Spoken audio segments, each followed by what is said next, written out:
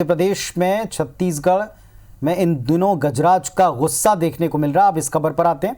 यही वजह कि दोनों तरफ जो है ग्रामीणों और उनके घरोंदों को निशाना बनाते हुए गजराज दिखते हैं। पत्थल गांव के बटूरा बहार और पंडरी बहला गांव में उत्पात मचाते हुए हाथियों ने आधा दर्जन घरों को नुकसान पहुंचाया।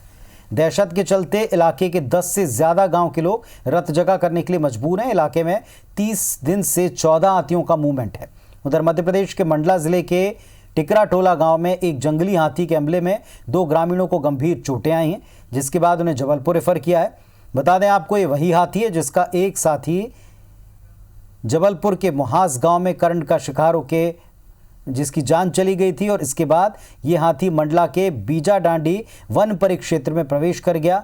उसने 2 ग्रामीणों पर हमला किया, उनको घायल कर दिया। वन विभाग जंगली हाथी को पकड़ने में अभी तक नाकाम रहा है। सावधानी के तौर पर लोगों को जरूर कहा जा रहा है कि हाथियों की सूचना फौरन वन अमले को दें।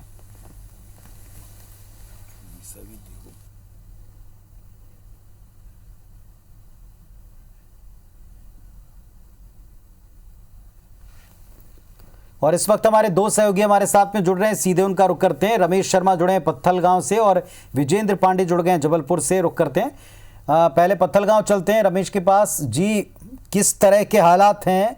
एक के बाद एक घटनाक्रम तो यही बताता कि स्थिति कंट्रोल में नहीं आ पाती।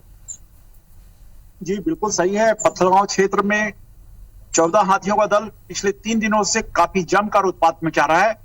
इन हाथियों ने यहाँ 10 से अधिक गांव में अपना निशाना बनाया है। ये हाथी दिन भर जंगलों में रहते हैं और शाम ढलने के बाद में ये आबादी क्षेत्र में पहुंच जाते हैं, जहां हाथी दाना अपने के तलाश में गरीबों के घरों को तोड़ फोड़ करके वहां धान और दूसरी फसल को नुकसान पहुंचा रहे हैं। ये हाथी इन दिनों किसानों के खेत खलिहान में धान की फसल भी रखी हुई है, इसको भी हाथी देखते ही देखते चट कर जा रहे हैं। चलिए, तो ये स्थिति है जिस तरीके से पत्थल गांव से बता रहे हैं रमेश शर्मा कि वहां हालात लगातार बेकाबू दिखते हैं, लेकिन केवल लोगों को दूर रहने की सलाह दी जाती है। यही हाल है यहाँ जबलपुर में भी, जहाँ एक हाथी की मौत हुई थी और अब दूसरा हाथी जो है वो लोगों के बीच उत्पात मचा रहा है। विजेंद्र, बताएं इसके बारे में।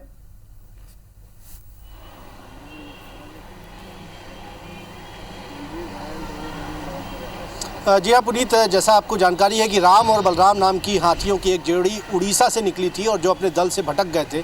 लगातार महाकौशल के तमाम जिलों में ये जोड़ी हाथियों की, राम और बलराम दोनों भटक रहे थे। जबलपुर में लगातार बीते दिनों सूचना इनकी मिली थी, स्पॉट हुए थे, लेकिन वन विभाग का अमला इन्हें रेस्क्यू नहीं कर पाया था। और इनमें से एक हाथी की मौत करंट लगने की वजह से, जो कि शिकारियों ने एक तरह से करंट का जाल बिछा रखा था बिजली के तारों का, उसके संपर्क में आने से एक हाथी की मौत हो गई थी और दूसरा हाथी लगातार लापता था। ये दूसरा हाथी जो है अब बीजा डांडी में देखा गया है और उसकी ओर से 2 ग्रामीणों को शिकार बनाया गया है। और कहीं ना कहीं अपनी साथी की मौत से के बाद उसके व्यवहार में क्या परिवर्तन हुआ, ये भी जांच का विषय है। लेकिन फिलहाल अब तक वन विभाग का अमला इस दूसरे हाथी को भी रेस्क्यू नहीं कर पाया है। इस बीच एक अपडेट भी आपको देना चाहूँगा पुनीत की लगातार ये जो घटनाएं हो रही हैं, इसको लेकर एक लीगल नोटिस मध्य प्रदेश के वन विभाग के प्रमुख सचिव को दिया गया है। जबलपुर के नागरिक उपभोक्ता मंच की ओर से एक लीगल नोटिस से सर्व किया गया और ये कहा गया है कि एनजीटी ने लगातार इससे पहले हाथियों की मौत के मामले में विस्तृत दिशा निर्देश दिए हैं, जिनका पालन मध्य प्रदेश में नहीं किया जा रहा है।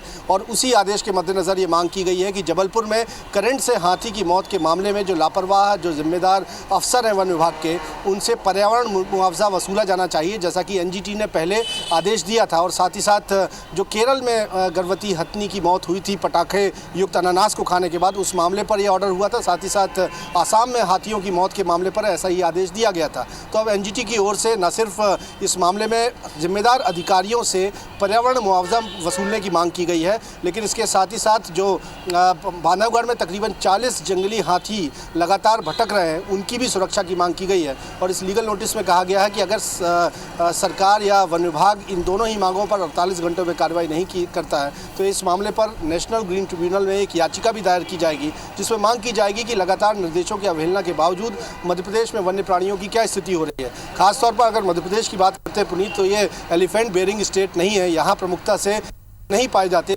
बाकी रास्तों, जिन एलिफेंट कॉरिडोर की हम बात करते हैं, खासतौर पर उड़ीसा, छत्तीसगढ़, मंडला, बालाघाट, सिवनी, ये जो पूरा एलिफेंट कॉरिडोर है, इस वजह से कई बार यहाँ जंगली हाथी आते हैं, लेकिन उनकी सुरक्षा को लेकर मध्य प्रदेश सरकार की ओर से या वन विभाग की ओर से कभी कोई पुख्ता काम नहीं किया गया। तो यही वजह है कि अब एक लीगल नोटिस देने के बाद एनजीटी में याचिका दायर करने की तैयारी है।